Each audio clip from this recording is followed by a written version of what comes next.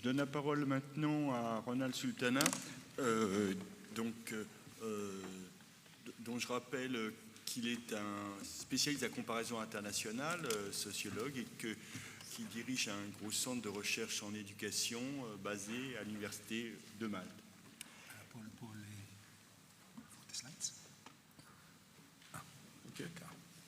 Hey. Good morning, everybody, and much Yves for the introduction. Bonjour à tous et merci pour ces propos introductifs et de m'avoir donné la possibilité de m'exprimer devant vous. Je vais m'exprimer en anglais, sauf si vous me demandez de m'exprimer en maltais, qui est ma langue. Mais c'est un mélange d'arabe, 60% d'arabe et 40% d'italien, la langue maltaise. Donc si quelqu'un vous dit que le nord et le sud de la Méditerranée ne peut pas cohabiter, eh bien l'île de Malte montre le chemin de cet objectif. Donc je vais vous parler donc de l'éducation à l'orientation et passer en revue des considérations sur les différents dispositifs mis en place avec ce titre qui est une façon anglo-saxonne de percevoir ce problème, qui est le concept de Career Management Skill, littéralement en français de compétences de gestion de carrière, de façon claire, indiquant donc cette notion d'éducation à l'orientation. Et je vais, dans le peu de temps qui m'est imparti, me pencher sur 3 points. Le premier, c'est de vous donner un petit peu de contexte sur l'éducation à l'orientation, les systèmes d'orientation en Europe. Je l'appelle l'histoire de l'Union européenne parce qu'il y a eu beaucoup d'investissements du côté de la Commission européenne dans le financement de réseaux et d'études et de recherche. Il est important que vous en ayez une idée. Et si vous les connaissez déjà, cela vous rafraîchira la mémoire. Le deuxième axe de ma présentation sera de revoir ensemble les narratifs, les discours en matière d'orientation pour les décrypter, pour s'intéresser à ce qu'ils sont devenus et l'importance qu'ils ont prise dans les systèmes scolaires. Et je terminerai par quelque chose d'un petit peu plus normatif dans mon propos, c'est-à-dire mon propre axe, ma propre perspective de ce que l'éducation à l'orientation pourrait ou devrait composer. Donc, c'est donc mon apport et ma réflexion donc sur le thème qui nous est proposé. Donc, en ce qui concerne mon premier axe, donc en termes de contexte, il est important de comprendre que pour un certain nombre de raisons, et je vais rentrer dans le détail de certaines de ces raisons, depuis l'an 2000, de nombreuses politiques se sont intéressées à l'orientation au niveau de l'OCDE, de la Banque mondiale, de la Commission européenne, dans ses différentes directions, le CEDEFOP et d'autres organisations. Les études et rapports mandatés par la Commission européenne ont ciblé les politiques, les experts, les praticiens des différents pays pour obtenir une certaine comparabilité des données qui étaient produites. Donc j'ai eu beaucoup de chance, non seulement de pouvoir contribuer à la rédaction d'un rapport pour la fondation de la Fondation européenne pour la formation, avec mon ami donc, qui était dans cette fondation, et le rapport produit par l'île de Malte dans son accession à l'Union européenne, mais également j'ai participé à une étude comparative des nouveaux États membres avec une section sur les dispositifs d'orientation dans les pays de l'Union européenne et également, encore une fois, un autre rapport mandaté par la Fondation européenne pour la formation s'est intéressé aux États arabes autour du bassin méditerranéen ainsi qu'à Israël et à la Turquie. Donc j'ai eu beaucoup de chance, comme je l'ai dit, à pouvoir participer dans une réflexion qui est probablement la plus large, la plus détaillée, aboutissant donc à une banque de données méditerranéenne extrêmement riche, donc en lien avec l'OCDE, la Banque mondiale et la Commission européenne. Donc j'ai participé à ces différents travaux et m'a permis d'identifier cet espace de recherche qui contribuait ou qui a apporté deux choses. La première, un début d'étude de ce champ, mais dans la rédaction de ce rapport, nous avons contribué à façonner ce champ de recherche. Et ça, c'est important dans mon propos. Et ce que je vais vous décrire, c'est en fait un domaine qui a été fabriqué et notamment nous intéresserons aux liens entre l'éducation et l'économie de façon des liens qui sont très fortement idéologiques et qui sont très fortement interprétés ou interprétatifs. C'est notre rôle de nous assurer que nous comprenions bien ce qui se passe ici et la façon dont les jeunes, les élèves, les étudiants sont affectés par ces dispositifs et le type de discours, de narratif, de messages qui leur sont envoyés. Un des résultats de ces différentes études a été la création d'un réseau européen, le réseau de police ESGPN, le réseau européen d'orientation tout au long de la vie. Et j'étais un des membres de ce réseau qui a produit un certain nombre de ressources qui sont gratuites et téléchargeables de façon simple et gratuite. À la fin de ma présentation, vous aurez mon adresse email. Si vous êtes intéressé, envoyez-moi vos demandes ou allez directement sur le site web. Et ce réseau se penche sur 4 domaines, améliorer l'accessibilité à l'orientation et les Career Management Skills CMS, donc effectivement c'est l'éducation à l'orientation ou Career Education en anglais, comment améliorer la qualité des prestations rendues aux jeunes, aux élèves et comment ces prestations, ces services peuvent être mieux coordonnés, notamment entre les agences de l'emploi national, les institutions scolaires, éducatives, les associations, les ONG et les services intervenant sur le marché de l'emploi, les services et les activités privées.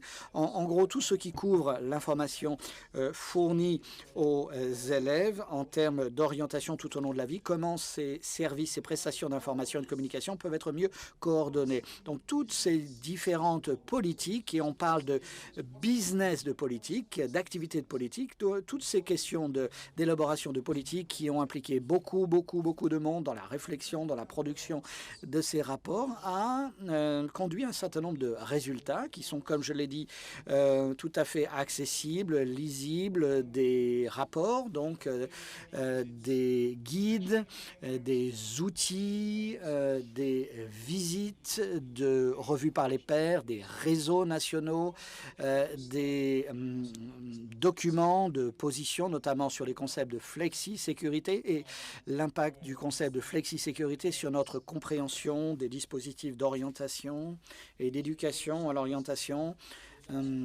et des résolutions politiques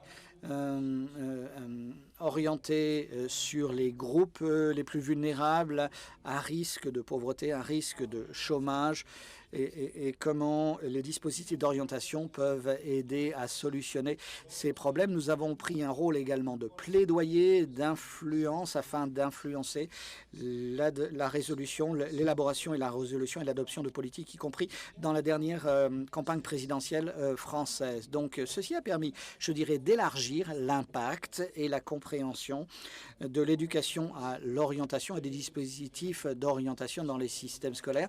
Et un rapport récemment élaboré par un de mes collègues danois, Ria Thompson, qui a rédigé donc un papier sur les dispositifs d'orientation en Europe. Pour nous assurer que nous parlions et que nous comprenions bien les définitions et la terminologie, il est important de bien comprendre ce qu'on veut dire lorsqu'on parle d'éducation à l'orientation. En anglais, ce que les anglo-américains appellent, les anglo-saxons appellent les CMS, les Career Management Skills, littéralement traduit en français, les compétences de gestion de carrière. Donc, éducation à l'orientation.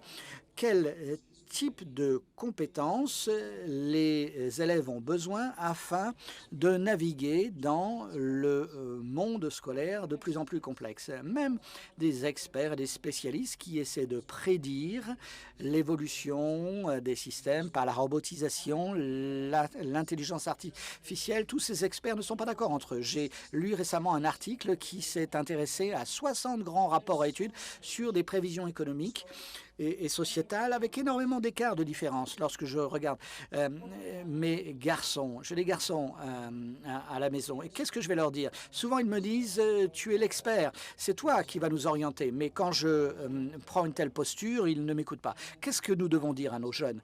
Une des façons d'aborder cette problématique est de considérer le type de compétences dont ils pourraient avoir besoin afin de mieux comprendre et de mieux naviguer dans ce monde complexe. Et ceci comprend les différentes compétences de collecter, d'analyser, de synthétiser, d'organiser et d'utiliser, d'exploiter ces données qui, donc, sur la partie gauche, on a besoin beaucoup plus de compétences acquises au-delà du bac.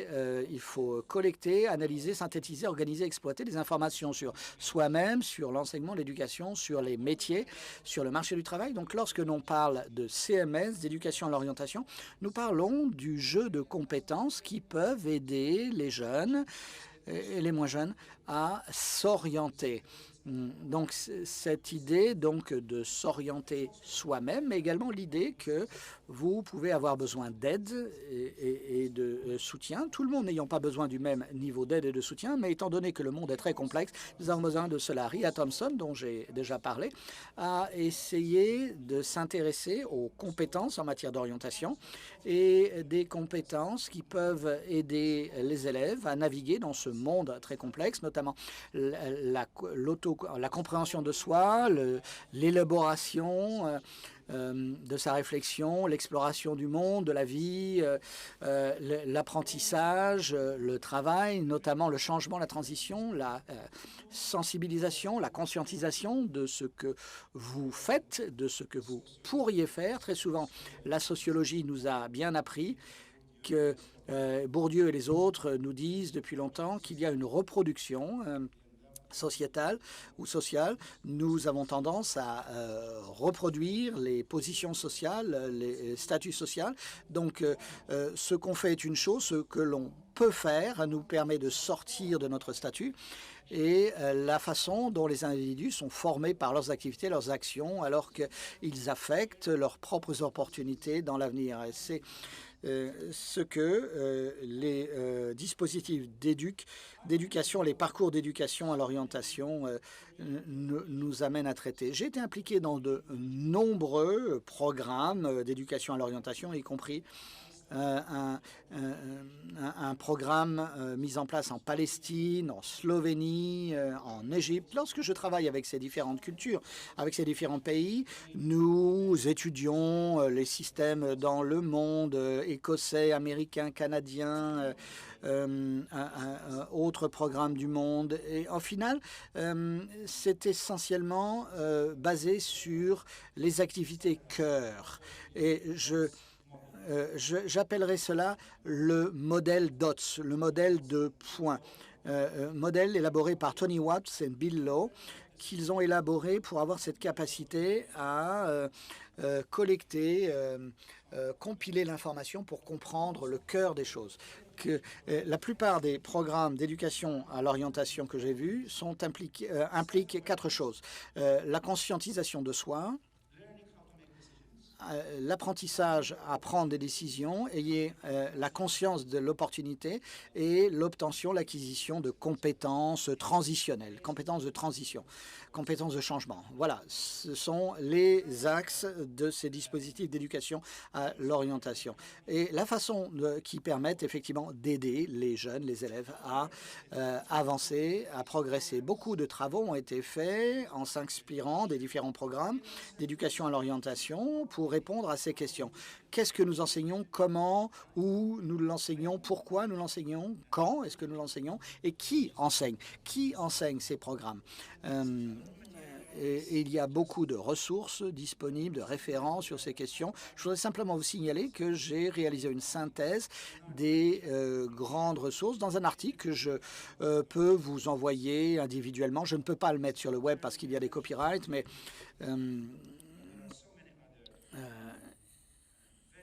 et c'est le titre qui est en bas à gauche, Learning Career Management Skills, une revue critique. Donc, les systèmes d'éducation à l'orientation, une revue critique. C'est l'article que j'ai fait qui est librement accessible. Donc, quelques dernières considérations. En fait, c'est un mais. C'est un mais. C'est pas BU. Le BU veut être bot en anglais. Mais certaines considérations critiques. Alors, première nota bene, premier nota bene, premier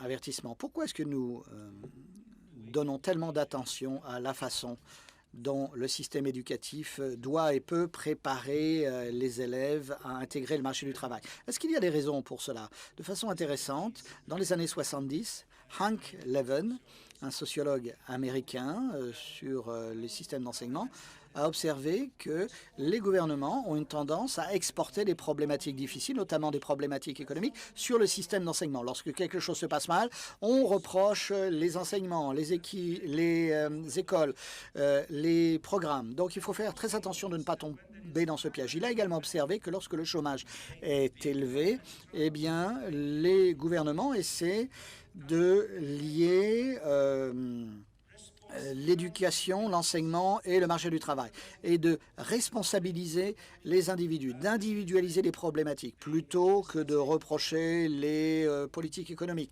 Non, on met la pression sur les jeunes. Ils ne savent pas comment s'habiller pour un entretien. Ils ne savent pas bien se comporter dans un entretien. Donc, on met la pression et on reproche les jeunes et le système éducatif. Mais deuxième nota bene, c'est que les écoles font énormément de choses pour préparer les jeunes. Ils les socialisent, ils les aident à se sélectionner, ils les guident, ils les orientent et ils les forment. Ils leur donnent des compétences, y compris les compétences non techniques. Donc, faisons très attention à ne pas construire et reproduire le problème comme étant un problème des jeunes, un problème des élèves ou un problème du côté de l'école.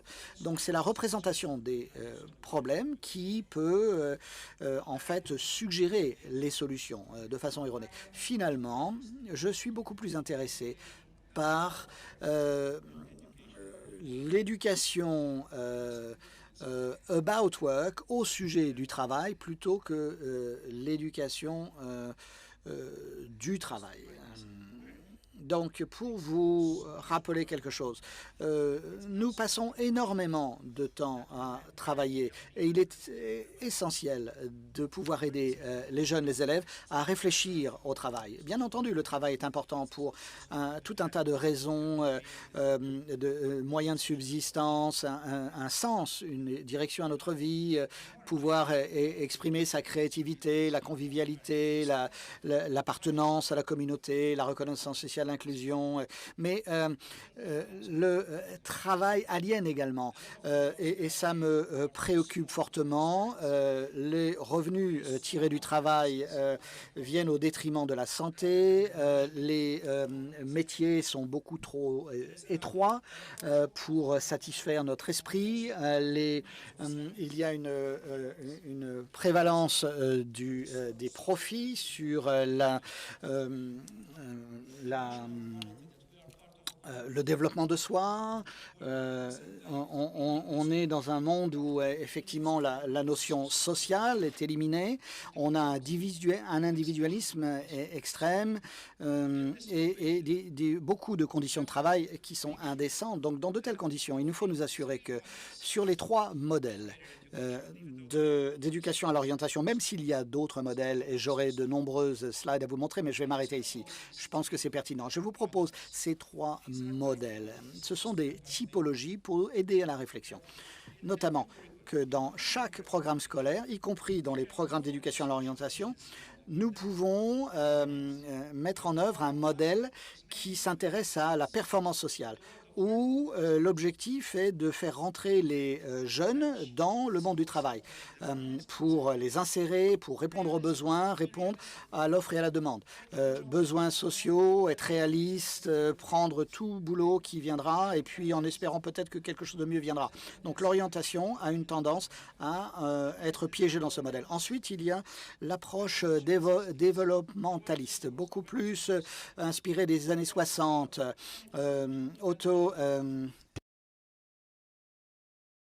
épanouissement de soi, avoir du choix, des approches constructives, des approches narratives. Mais il y a également une approche reconstructiviste sociale qui s'intéresse aux dispositifs d'éducation à l'orientation, qui voit la réalité du monde telle qu'elle est et aide les jeunes à se positionner en termes d'équité, en termes de sens, en termes de perception des enjeux environnementaux, la protection de l'environnement et de faire du monde ce qu'ils ont envie d'en faire. Donc ces trois modèles de programme sont dans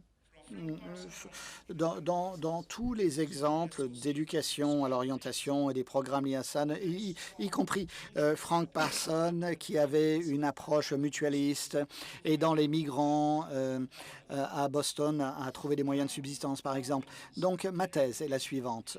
Les dispositifs d'éducation à l'orientation, s'ils sont authentiques, doivent couvrir ces trois modèles, ces trois perspectives. Et nous vivons à une époque où le modèle reconstructiviste social est d'une importance de plus en plus essentielle. Merci.